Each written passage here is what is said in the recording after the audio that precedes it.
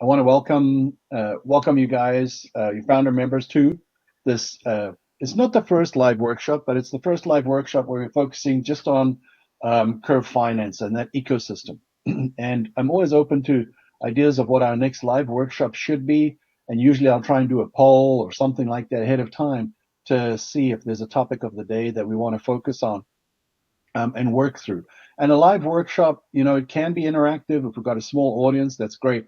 But in this case, I want to move through a number of scenarios with Curve Finance that a lot of people are interested in for different reasons and at differing levels. And so the first thing we're going to do is we'll touch on foundations, just make sure we have things in place, especially just a reminder for newbies, really, or novices. And then we'll do a look at the DEX side or the decentralized exchange side of Curve, take a look at some liquidity pair strategies, take a look at Llamalending, and then we'll go ahead and take a look at the actual guide that I put together. Now, I actually did the guide previously on Patreon, and I'm finalizing the update for that for the school app here. But the content is great, and the format I love. And you should look at this guide as kind of the expectation of where I'm looking for my guides to be. So we're going to do a Q&A and wrap up. And the things that we're looking to get into today is how to do token swaps with Curve DEX. You don't have to use Curve DEX. There's other options, but Curve is trustworthy. And if you monitor your gas, you can get good swaps on Curve for the tokens that are on Curve. And then looking at the liquidity pairs for passive income, the reason the swaps can happen on Curve is because of liquidity pairs, where you have asset A and asset B in a pool, and I want to swap from asset A to asset B. Or maybe I want to swap from an asset that needs to go through three pools. So maybe I need a swap from, let's say, USDC to Curve USD, and then another pool, it might be Curve USD to ETH. And I'm looking for the ETH. And so it'll show you the different pools it interacts with in that DEX. And then we'll look at Llamalend as a way to increase yield generation as a strategy, and then close out the session. So I'll just leave this up here as a little guide, and we're at about 9:08, so we'll go ahead and get started now. Just looking at Curve itself. So whenever you go to Curve Finance, it's typically going to default to the Ethereum pools in the DEX section. And the primary sections for Curve are, okay, thanks for that reminder, are up at the top. So it's initially, I can understand this UI might look like a lot, but this is very familiar to people that are familiar with DeFi, where you're straight into the app, you're looking at the pools, you're looking at all the information. We want that information. It's just a matter of getting accustomed to what that interface looks like. So in the beginning, you'll notice that we're on the DEX, which is the decentralized exchange portion. We've got our wallet connected up here. I've got the CryptoEase wallet connected, and we're on the Ethereum chain. Now, Ethereum is the busiest, but Curve supports a huge number of layer 2 chains. Layer 2s are chains that are compatible with Ethereum, and typically will actually they will settle on Ethereum. So the layer 2s, just a quick word, are a way to reduce transaction fees and augment different features of smart contract technology that can be advantageous for different business uses. And so some of them, popular ones, might be Base Chain, might be Arbitrum, and a host of others. You can look at those on Curve yourself. But today we're just talking about Ethereum. That's where the most action is. And just from a logistic point of view, I've got my CryptoEase wallet here in Ravi. I've got that up and running right here. You'll see that pop up. And I have, if we go look at my wallet, I have some ETH available. So we need to have ETH for gas. And ETH is just over 4K today. I got about $42 in the wallet there for gas. And then we're going to take a look at what does it take to do a swap. So I'm just going to use an example. Now, in the view here, I don't really need to mess with this view unless I'm looking for something specific. And so, for example, if I'm looking for opportunities to invest my CRV, I can type it in the search bar, and then it's going to show me everything that starts with CRV. Unfortunately, it's a character matching. It's not a perfect science. So if I do something like CRV, like you might be able to do in Google, that's not going to work. It just matches characters. And so the reason I mention that is because there's also a stable coin, Curve stable coin, which is CRV USD. And so if I type in CRV, which is the governance token for Curve, it's going to pull up everything that starts with CRV, if you see what I mean. So that's one thing to be aware of. And sometimes you'll find another way to go about looking for a particular pool that you're interested in is to use the opposing asset. So for example, here's an example of Curve paired with convex Curve, which is a wrapper. And if that's a question, go ahead and throw that in the comments. So sometimes you might say, well, I know what the other asset is, and I can find a much shorter list if I look up the opposing asset for that pool. So just remember, a pool is typically 2 assets. It can be more. Like this example right here, we see 4 different assets in a pool, and it allows for swaps between those assets in that pool. And we can also stack pools. In other words, if I want to go from one asset that has to traverse through multiple pools, if they're all on Curve, it'll get me there. But the transaction fee that I pay will take into account the moves that I have to make through those separate pools. I don't have to figure that out, but Curve is very good at showing you all that information, and that it can be part of the initial overwhelm. So if we use an example and we go to the DEX and say, these are the pools, but now I actually want to do a swap. Okay, so let's do a swap from, let's say we'll use some USDC. And let's say I'm going to swap 5, and I'm going to go for, now I think David, you were looking to do some WETH. I think it was you, right? So Yes. okay, so here's an example. So this is wrapped ETH, and I can even use ETH as my source, right? Right here on Curve. So it's saying, hey, you don't have you don't have 5 ETH available because I was typing in dollars before. So now I have to type it in the amount available. So I might want to do, say, 0005, for instance. That's $2. And then you see how it matches, right? Because it's the same asset, it's one-to-one swap. Whereas if I do, because all it's doing is just putting a wrapper around your existing asset. That's all it's doing. So you're not changing the asset. And that's important for figuring out things like capital gains, because oftentimes the tax service will say, no, wait, you swapped this ETH thing to this WETH thing. Those are 2 separate things. Well, no, it's a wrapper around the same thing. It's the same kind of token. And so you could make arguments like that. But if you do something like, let's say, USDC, and here we want to do $5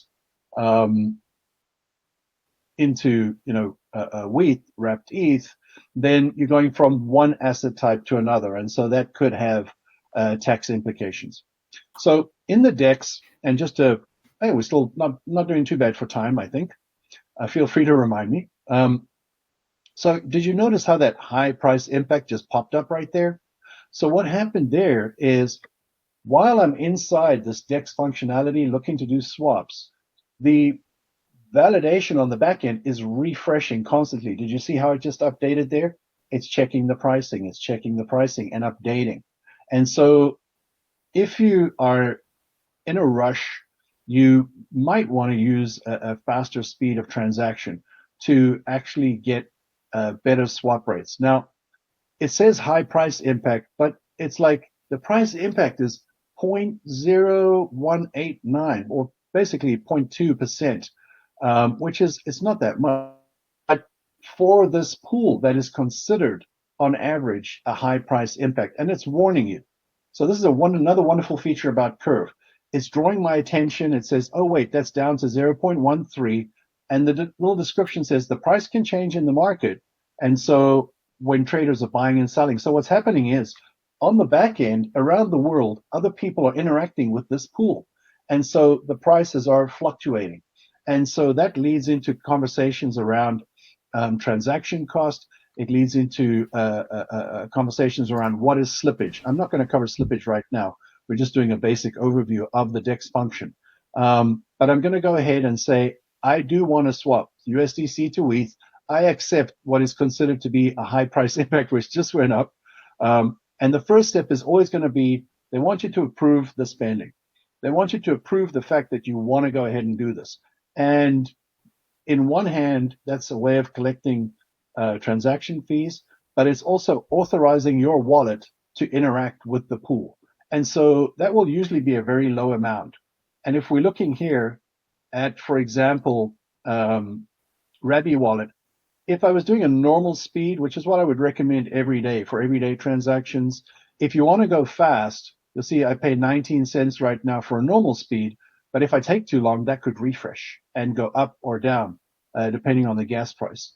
If I want a fast transaction, then I'm going to pay 55 cents right now. And if I want instant, I'm going to pay 69 cents. And instant is going to push me to the front of the line. And that's not a bad transaction fee, if it was a larger amount. So, but for the purpose of the video, I'm going to go ahead and do instant. And so I'll do that confirmation, and that's done virtually instantly. Let's go check my wallet transactions.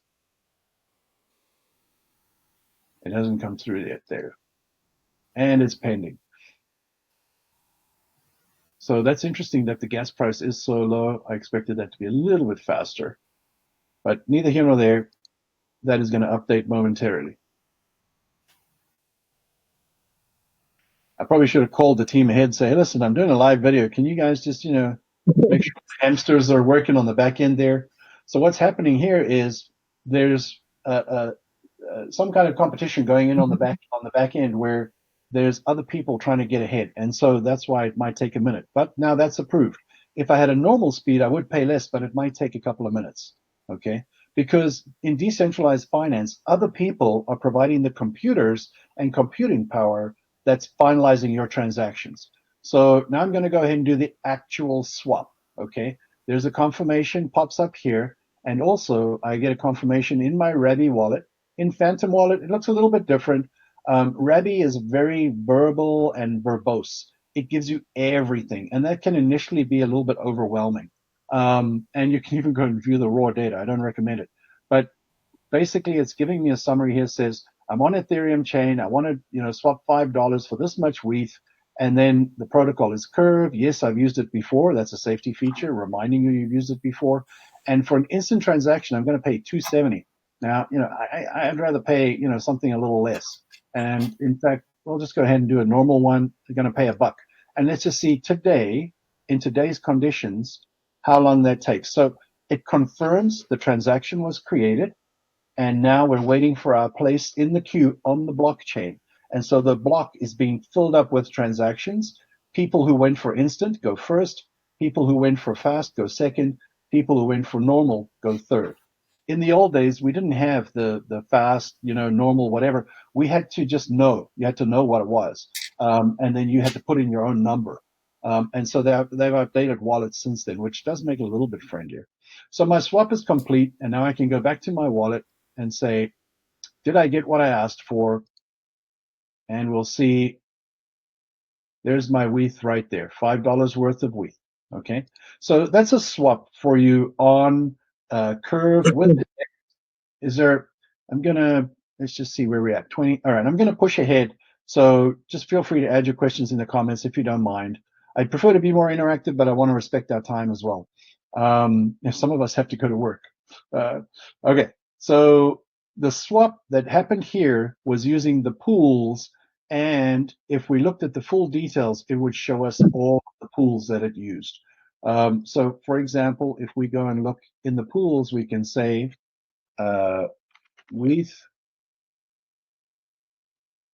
and under ETH, we would see, I wonder if I can do, let's just say USDC. Okay, so there are some of those related pools, right, that it could use to go and do that swap for us. So the next piece I want to focus on here is liquidity pooling, where you become a provider to a liquidity pool. You have a specific asset, maybe it's USDC, maybe it's ETH, maybe it's whatever you want, but you choose to participate in these Curve pools because you want to earn the base variable APY, which in some cases zeros, some cases it's not, plus any rewards or incentives. Now, Curve does use the Curve token as an incentive. What they'll do is they'll work together with projects, and then that project says, "Hey, listen, I want to launch a pool on your platform, but I want to get traction very quickly, so I want to add some incentives for my protocol for my project. But could we apply for some Curve incentives?" And they'll do a business relationship with the team, and the team says, "Okay, maybe we'll give you some Curve stimulus to help attract capital to those pools." And so here, for example, you'll see 3 different stable coins. Together, there's MUSD or Fraxes, another one of them, and then USDC, all paired together. There's a base APY right now today. It's variable and it changes. You'll see there. The daily is around about 8.6. The weekly is about 7.8. That's just the base APY, okay? And that'll be returning of transaction fees. And then there's incentives on top of that, okay? So you can farm those incentives, and the range is roughly around about there. So if I'm interested in this particular pool, we'll go ahead and use this one as our example, just because it's a little different. It's got those 3 assets in there, all paired together, all stable coins. And you'll notice that they're not all exactly, I hope you can see that good. You're not all exactly $1, right? They're all a little bit off and a little bit off and a little bit off, but USDC is holding its peg right there.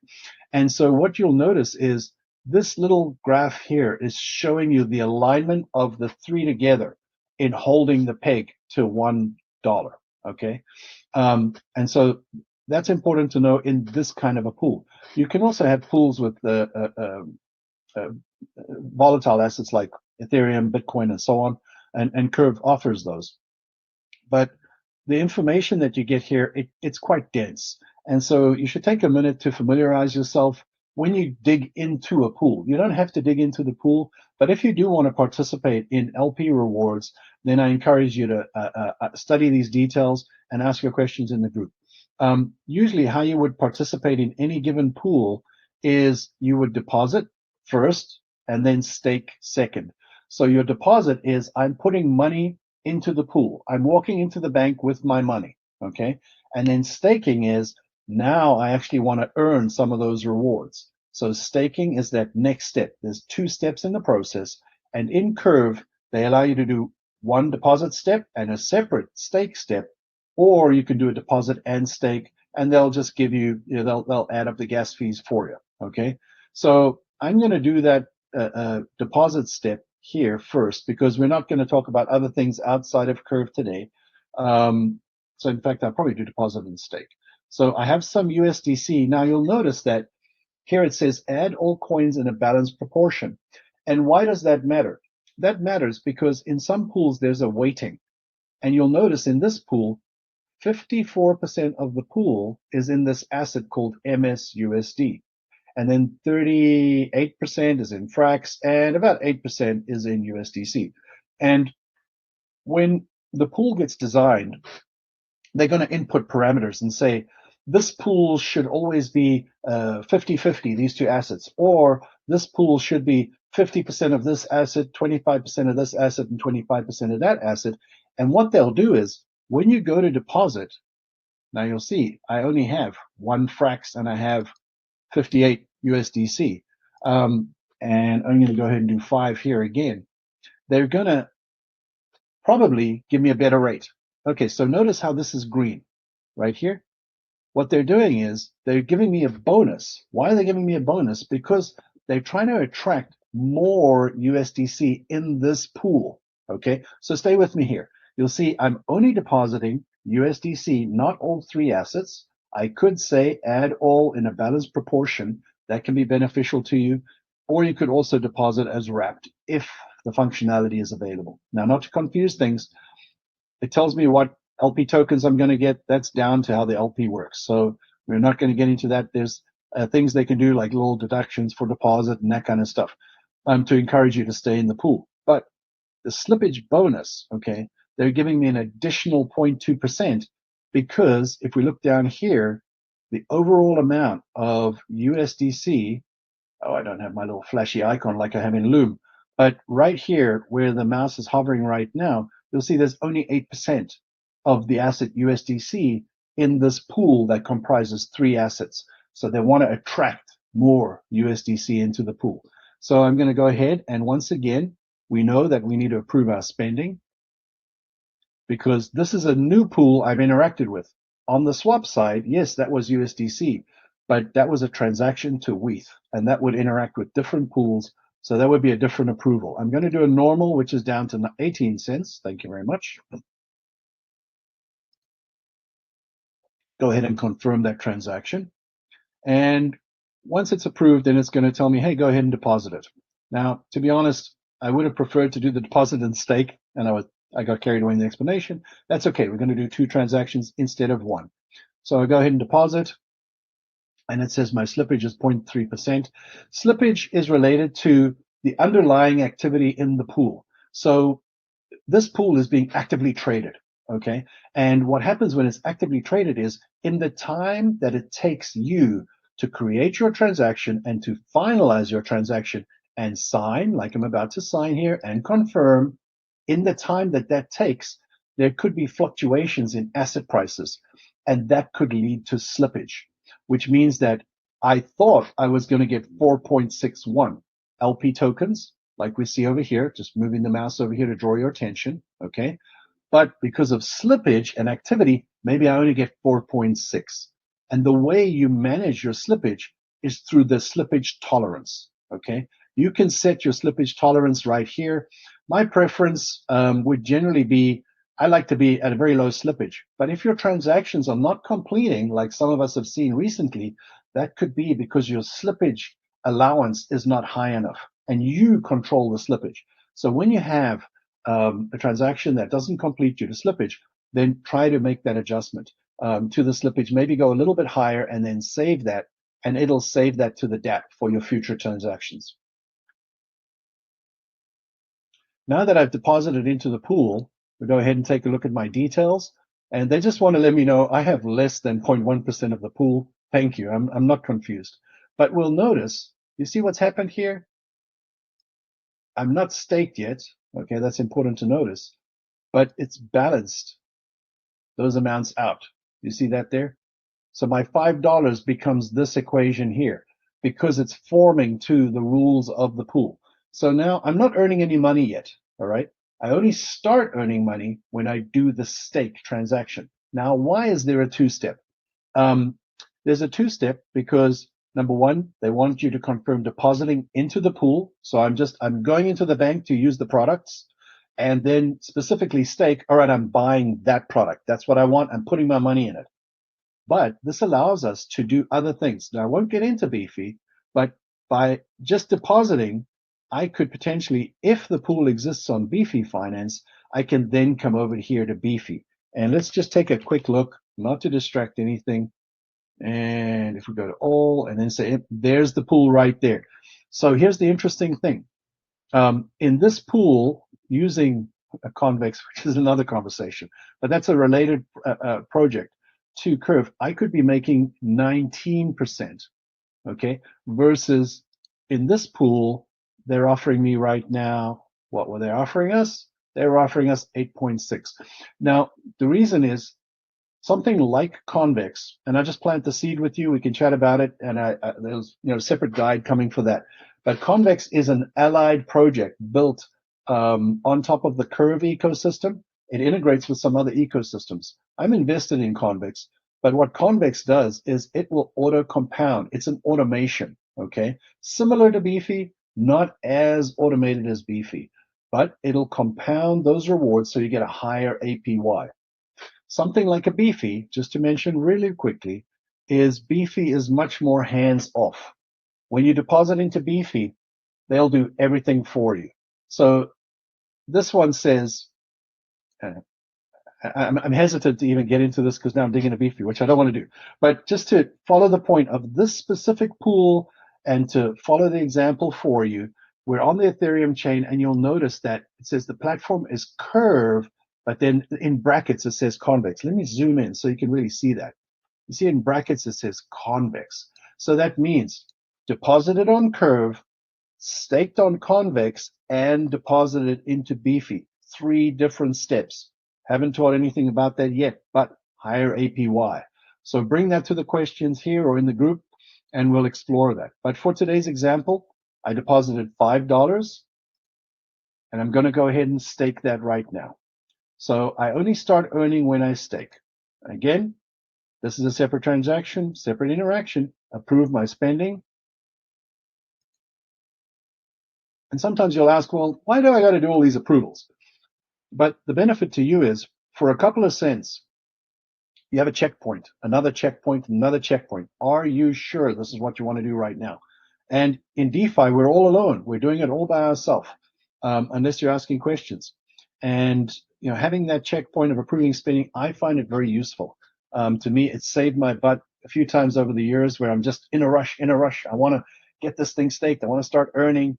I'm on the wrong pool. What am I doing? And so the approval is for me, it's like a stopgap, an extra checkpoint. I'm just recognizing the time, and so we'll make a little bit of that up when we head over to Llamalend. But effectively, that got approved. Now we go ahead to do our stake. And you'll notice that the transaction fee might be a little bit higher. And normal is 146, right? We noticed the others were less, but that was swapping. Okay, now we're staking.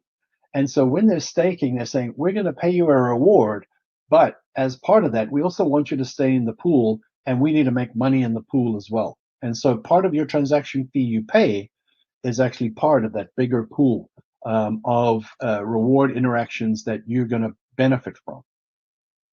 So we'll go ahead and do the staking there. And just a side note, while that's approving, when you're done in a pool and you want to get your rewards, then the UI is not letting me swap out to that. I was going to try and speak to that while it's doing the staking approval. So just remember that Curve is its own ecosystem. When you participate in its liquidity pools, you're earning rewards on Curve only. If you want to explore additional opportunities, maybe some automation like a minimal automation Convex or a better automation Beefy, then you're actually going to see your APYs go up. But it's not that they're doing anything special or different. They're auto compounding the rewards that you have here. Because I'm staking here, when I go to the withdraw tab, I can claim my rewards, and that's a manual process. You have to do that. And when you claim, you're spending gas to do that. So right now I've earned very little. I've been in the pool for 2 seconds. So there's not a lot for me to claim in terms of rewards.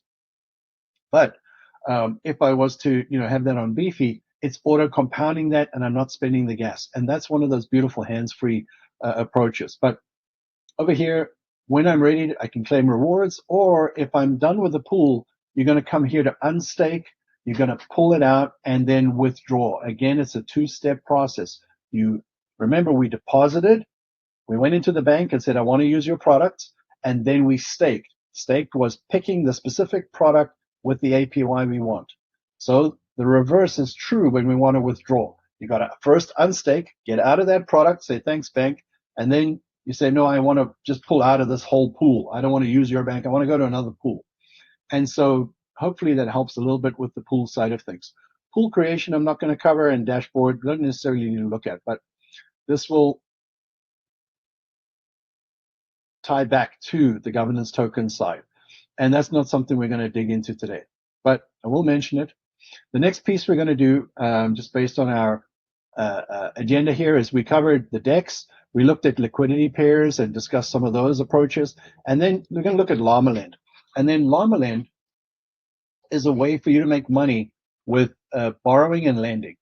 And you'll see in this pool, I have deposited WETH, and I borrowed a little bit of Curve USD. Now, for this pool, you'll notice that my borrow rate is 4.57.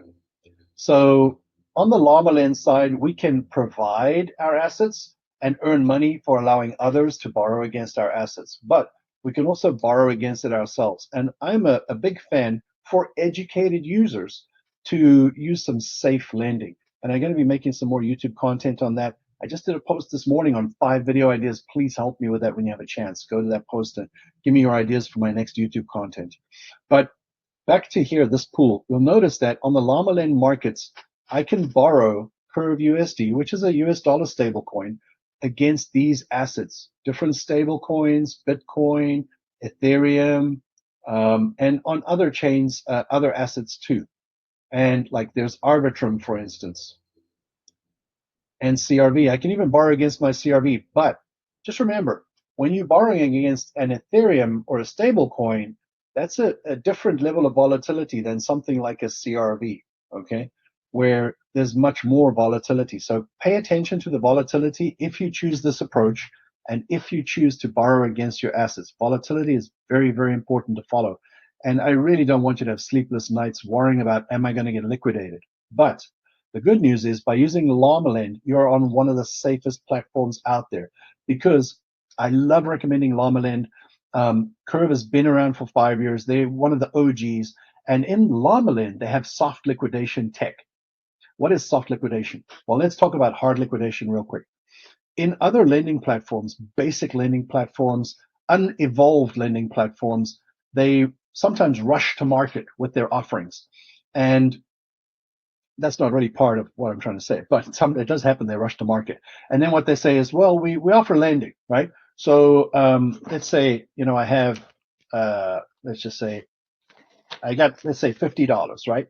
So I can deposit my $50 and, I can borrow $20 against my $50. But if the market gets volatile, okay, and this goes below peg, and below the LTV value that I'm borrowing against, without getting too technical, I'm at risk of losing my whole $50. That's what a hard liquidation is. A hard liquidation is when the amount that you borrowed becomes greater than the value of the asset, the underlying asset that you borrowed against, then you're up for liquidation. And if one of those liquidators comes across your amount and says, he's above it, I'm allowed to liquidate him, they take your whole 50. That's hard liquidation. But on Curve, we have something called soft liquidation.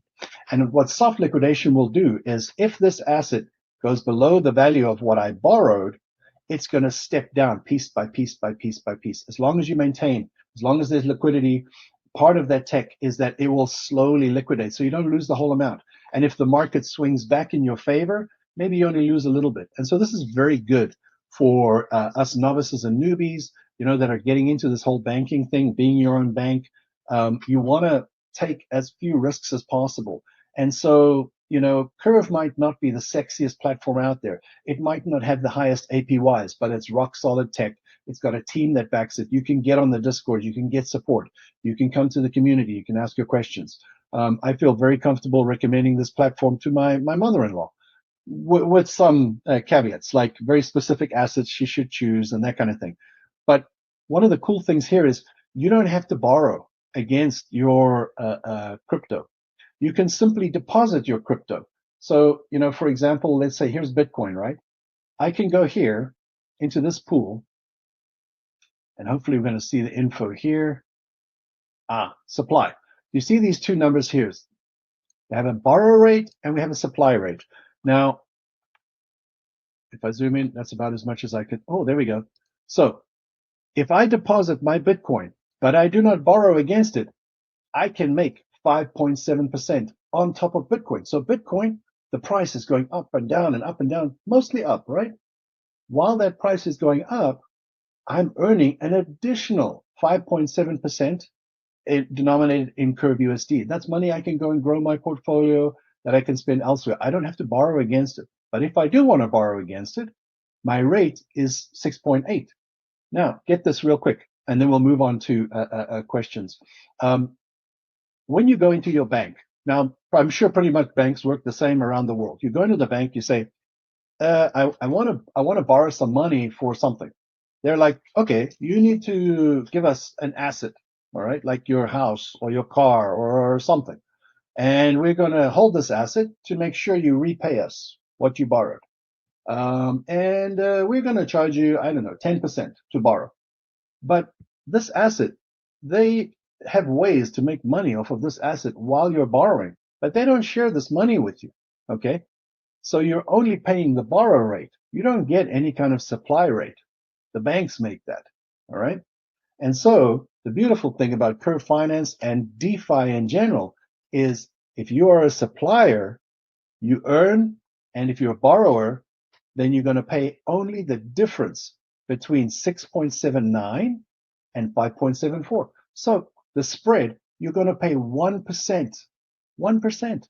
It varies, right? But you're going to pay 1% to borrow against your Bitcoin. So bear that in mind, okay? Now also, you don't have to put an asset in to borrow against. You can borrow on its own, but then you're going to pay 6.8%. So I hope that was clear. Let me just quickly recap that. If you have Bitcoin and you deposit it in this pool, you're going to make 5.7%. And if you borrow against it, you're going to pay 6.8. But the net effect of your borrowing is roughly 1%. Okay, so that's a really wonderful thing. That's pretty cool, I think. And so this is just a quick introduction to Llamalend. I will touch quickly on the DAO. So let me just, everyone in the house has a cold right now. That's why my voice is a little bit different. A DAO stands for Decentralized Autonomous Organization. And let's just go here. So the DAO it's kind of like the management team of a large corporation. In centralized finance, in banks, you have the board, you have the CEO, CIO, all this stuff. But in DeFi, we have this concept of the DAO. It's decentralized. And who runs the DAO? Well, the project will manage the DAO, but you can participate by buying the Curve token. And the Curve token itself can make money. Now, Farzan, we just had a call yesterday. I'm not recommending you deposit your Curve in here, my friend. I'm just letting you know that now, okay? So just bear that in mind. There's different considerations there. Now, if I take my Curve, let's say this is Curve USD, and I'm like, hey, I want to own a piece of Curve. I want to be my own bank. I want to earn fees on the DEXs and the Llamalends and the liquidity pools. Then you go and buy the Curve token, okay? But in order to earn those fees, you have to lock your CRV. This is where you come to lock it. And the longer that you lock it up, the more fees you earn. Okay. And you get, when you lock it up, let's say this is $20 and of Curve, and I put it in here at the beginning, they say, oh yeah, your lock factor is worth $20, but over time it gets lower and lower and lower. Now, why do they do that? They do that because they want you to keep relocking. They want you to be an investor in the platform, and in return, you're going to earn fees. Okay. Now, there's other opportunities for Curve holders, many, many opportunities. And this is something that Farjan and I got into in his private call. So I don't want to dig into the details of that. But if you did buy, any Curve, do not come and lock it here because it will take away some options. All right. It's not the worst thing. Don't worry. It's not the worst thing. I just got, when I started with Curve, I did this. I was like, oh, I follow this guy. And he said, oh, okay, cool. I come in 4 years max because I want the most rewards. I had 1,000 Curve that was locked for 4 years. And over time, I just see the value of my rewards going down and down because of this decreasing factor. But I didn't want to relock. I wanted it out. And I just got it out earlier this year in about May. I got that 1,000 out, and so I'm happy about that. All right. This was a quick overview of the DAO side and how you can be an investor in the bank of Curve if you want to see it that way. So we covered quite a lot. Let's just go back here and just refresh you. We looked at make sure that the wallet is in place, make sure you have ETH for gas, and make sure you've transferred that over from Coinbase or your centralized exchange or wherever you're on-ramping. Maybe, Farjan, you're using the change now, which might give you options for your jurisdiction. I'm not sure how you're getting your money in. But we looked at the Curve DEX and how to do swaps. We looked at liquidity pairs and how you can make money on liquidity pairs. And remember the risk considerations there. So if you get into it, just be aware of the risk, ask the questions, do the homework. That's what we're here for. And then we looked at Llamalend and how we can make money with lending. So I consider this quick workshop a good second level to the DeFi for Novices. The DeFi for Novices module job is very simple. Introduce you to DeFi, get yourself a wallet, get yourself some gas, and do your first Curve pool. Why Curve? Because it's proven, because we trust it. But then these pieces go beyond that, okay? And this starts to open up the world of DeFi and how we can become our own bank. So I hope you found all of this pretty useful. And then what I want to do is just go and take some questions if we can, if there's any questions right now. So we go back here. Oh, all right. So David, you're asking if you were to reinvest the yield earned on Curve without using Beefy, how would you do that? So very simple answer is in Curve, you would have to manually do that. You would have to manually go and claim the rewards. So just like we looked at that pool that I bought into, if we just zoom out a little bit and then go, oopsie, okay, let's go here. Let's go over to the DEX and let's go into the pools. And then let's say my pools. This is a shortcut for you to see the pools that you're invested in. Yeah, that's not true. We do have a pool. Please refresh. All right, let's go back to all and let's go and find. We did, it was this one. So the way in Curve, you would have to manually claim your rewards in this interface. This looks the same in each pool. You go into the pool, you go to withdraw, and then you click claim rewards, and you pay a transaction fee if you're not using Beefy or if you're not using Convex. Okay, so that's the answer for that one. And then another, yeah, cool. All right, awesome. So is there any other questions right now, guys?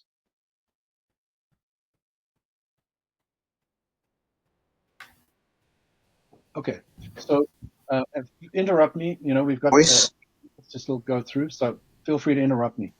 One of the questions that Alex was asking was, what is the choice between Curve USD, the stablecoin, and Frax USD, the stablecoin? And I know why he's asking. He's asking because he is an investor in a project Resupply, which is one of the projects I'm invested in. It's a great project, but it's stablecoin based. And they offer Curve USD or Frax USD. And my answer to Alex was, I would prefer, he said, which one would you favor?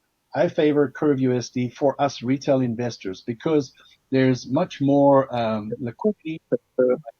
There's much more liquidity available. It's less, I wouldn't say that it's less institutional, but it's Curve is building a much more open ecosystem. Their infrastructure is much more open to us to participate in. Whereas Frax Finance, they're focusing very much on institutions. They're really going for it. And so I'm not saying you can't make money with Frax USD. You can, but just remember their focus right now is on institutions. Their CEO has been meeting with leaders in Washington. They're going through all the regulations, participating in stablecoin bills and all this stuff. Whereas Curve, under Michael Egoroff and team, they're building a much more open ecosystem. And so I just want to give you a quick, if there's no questions, so shout with any questions. But we looked at Beefy, and then what we'll do quick here is we'll go to Convex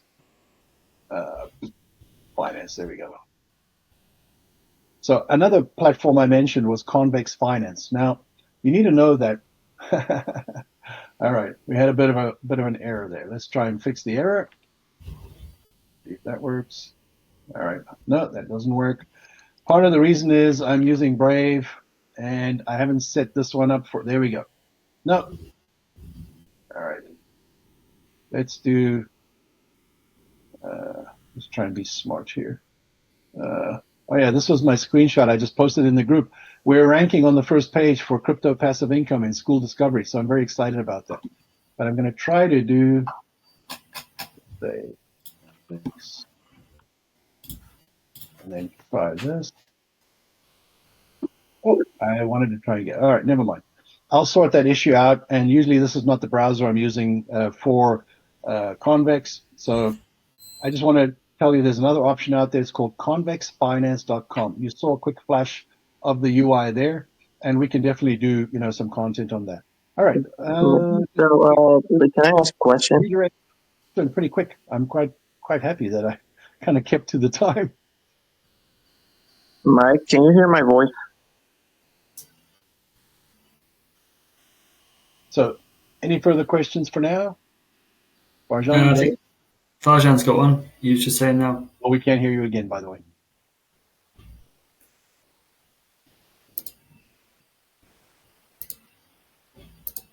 I'm not sure what magic you did earlier.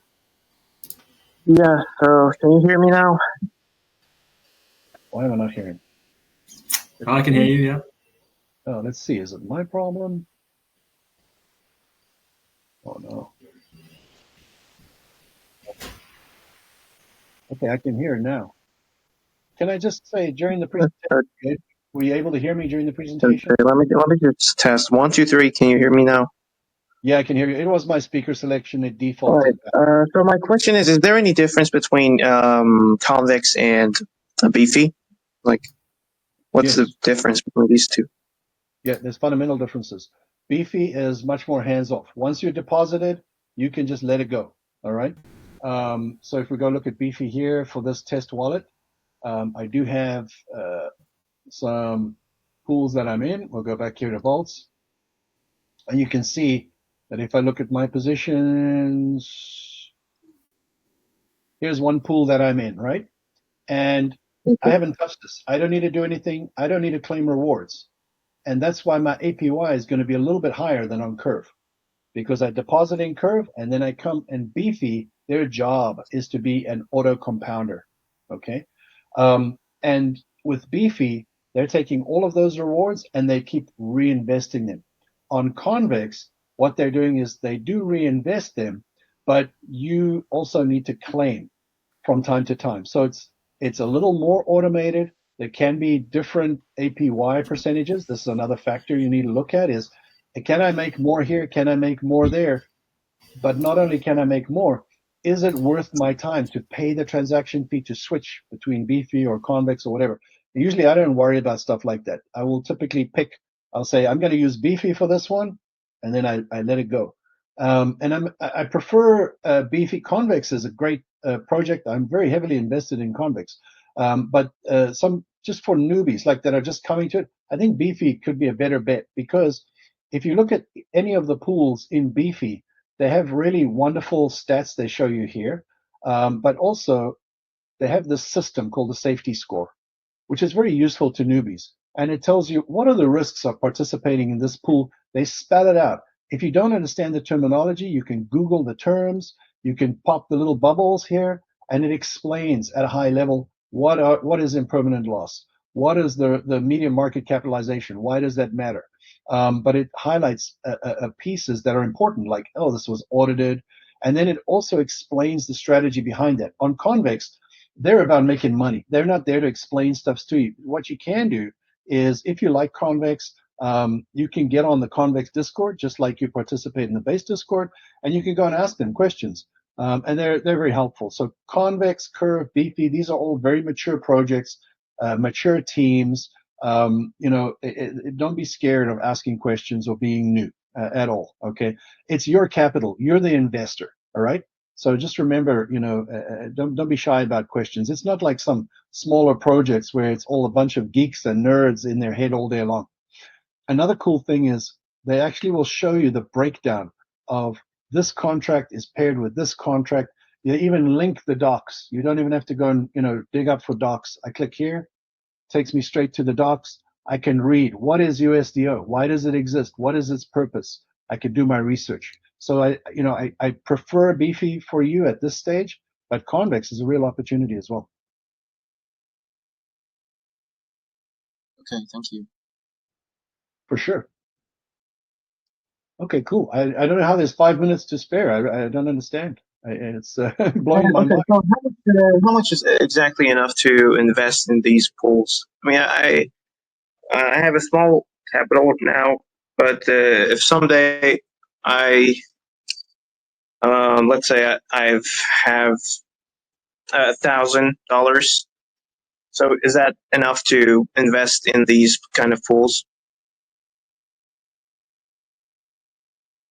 Yeah, ultimately that comes down to you. So number one, that's your choice. Number two, Curve, you don't have to do it on Ethereum. So the transaction is a little bit higher when your portfolio is smaller. That matters, right? You can go and look at base, but the rewards and incentives will be different on each chain. So shop around. You can shop around. You're an investor. Who's going to pay me the best? Where am I going to get treated the best? You should ask. Okay. And then also think about things like, well, I'm trying to angle for the base airdrop. So maybe I'm going to move my business over to base. It's more transactions on base to help build my wallet's reputation on base. So that's a side note just for you specifically, because I know some of the things that you're doing. The minimum amount is really up to you. You're going to make money. It's just what you may want to do is not make as many movements to offset the fact that you have to pay transaction fees. And so what that means is, if you only have $1,000, go ahead and put it in the pool you want. Now that's a different conversation, choosing that pool. All right, stable coins, volatile asset, put it in the pool. But instead of saying, oh, I'm going to claim rewards every week, if you're only getting 0.1 CRV is what, 50, 60 cents today. If you're only getting 0.1 CRV in a week, that's only 5 cents. You're going to pay $1 to get 5 cents. That doesn't make sense. Okay. Mm-hmm. You start in the beginning, you only claim every 2 months or something like that. And then you reinvest it. But my preference for you would be use Beefy. Why wouldn't you use Beefy? Because Beefy, you don't pay. They take care of the gas costs for you. You deposit once, right? And just let it sit. The only challenge is if one of the things you're thinking about is to use lending to increase your capital, then if it's in Beefy, you can't lend against it. Okay. So you might decide, I'm not going to use liquidity pair because liquidity pairs have some risks. They have risks. There's no question. Stablecoin to stablecoin is the lowest risk liquidity pairs, but they still have risks. Okay. If there's some big market move and the peg, the dollar peg goes off, you can lose. It's rare, but it can happen. So it also comes down to what are the assets you choose?